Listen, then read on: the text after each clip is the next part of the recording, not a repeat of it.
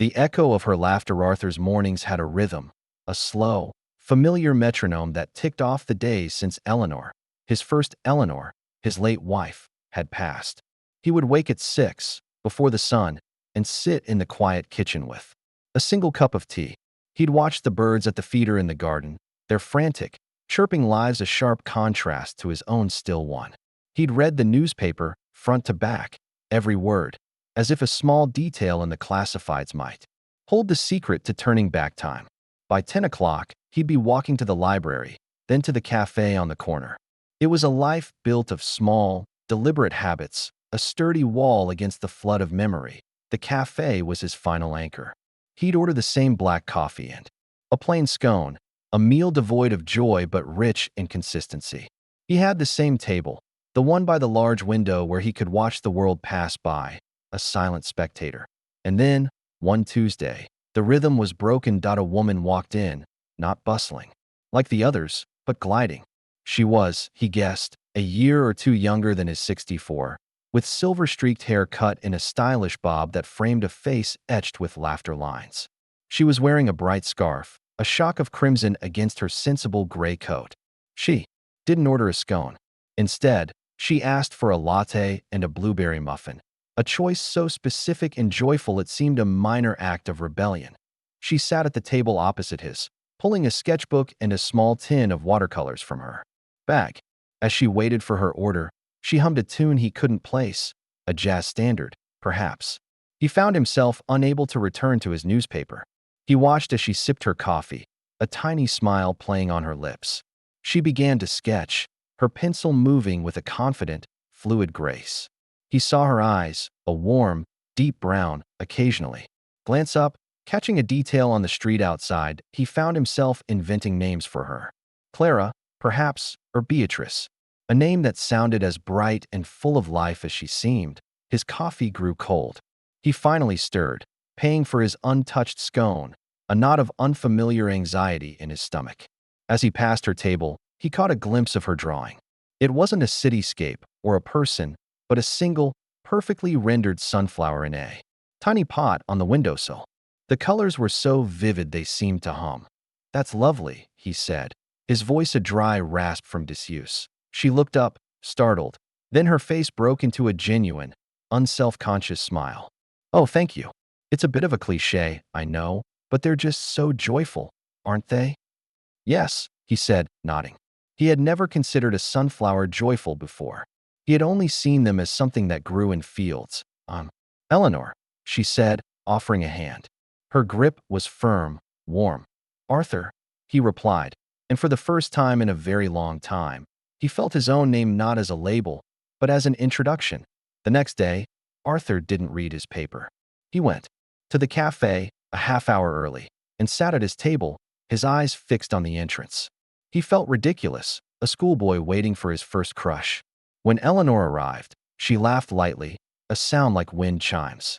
She sat at her usual table, and this time, she looked at him. "Arthur, isn't it?" she said, and he felt a jolt of pleasure. She remembered. "Yes," he said. He had nothing else to offer. "I was just about to sketch the street scene. Would you like to join me? Give me your perspective on it." The invitation was so simple, so direct, that he couldn't refuse. He shuffled over, a lifetime of solitary habit fighting against a sudden, overwhelming desire to be close to her. They talked. She told him she was a retired art teacher, that she had traveled extensively in her youth, that she volunteered at the botanical garden on Thursdays. She didn't talk about a husband, and Arthur's heart, a muscle he had believed to be dormant, fluttered with a nervous, traitorous hope. He, in turn, found himself speaking more than he had in years. He told her about his late wife, Eleanor, carefully omitting the years of shared joy and focusing instead on the mundane details of her final illness, a way of keeping a wall between his grief and this new, delicate bloom of connection. He didn't want to burden her. He didn't want to drive her away. Their shared coffee shop ritual became a new metronome for Arthur's life. He began to look forward to the mornings with a hunger he hadn't felt in a decade.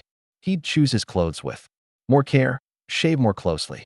He even bought a new scarf, a conservative plaid, but a scarf all the same. That he learned more about Eleanor. She loved the sea, despised olives, and had a fiercely independent spirit. She talked about her children, grown and scattered across the country, with a bittersweet pride. She spoke of her husband, a man named George, who had passed away 5 years prior. She spoke of him with a quiet, certain tenderness, a love that hadn't faded with time, but had simply settled, like dust motes in a shaft of sunlight. This was the first hint of the unrequited nature of his love. Not a cold rejection, but a gentle, unbreakable truth. Her heart, though open and warm, was not empty. It was simply full of memory, of love that still existed, a steady flame that didn't need a new wick. Arthur understood this intellectually, but his heart was a stubborn, hopeful organ. He began to interpret her every gesture. The way she'd reach across the table to move his coffee cup out of her way. The way she'd laugh at one of his dry observations. He built a fantasy in his mind, a future where they walked on the beach together, where he sat across from her at a dinner table, where her laughter filled the silence of his home. The ache of it was both a torment and a strange kind of sustenance. It was a pain that proved he was still alive. One rainy afternoon, they were in the cafe, and Eleanor was finishing a particularly beautiful sketch of the wet street outside. "I'm going to frame this one," she said, holding it up. "George would have loved this. He always said I captured the life in a place." Arthur felt a small, familiar pang. "He sounds like a wonderful man," he said, the words tasting like ash. "He was," she said, her smile gentle but a little distant. She looked at the sketch, then at him. "He was the love of my life, Arthur. I was so lucky to have him." And that was it. Not a thunderclap, not a door slammed in his face. Just a quiet statement of fact. A love that had not ended. Arthur looked down at his own hands, clasped on the table. The silence between them stretched, not uncomfortably, but with a new weight. He finally saw it. He wasn't a potential suitor, not even a possibility. He was a friend. A pleasant, quiet man who made her smile. A distraction from her own quiet grief, perhaps. The fantasy he had built in his mind, brick by painstaking brick, began to crumble. The imagined walks on the beach. The dinners. The future. He saw it all for what it was, a wish, not a reality. The younger man might have been angry or bitter.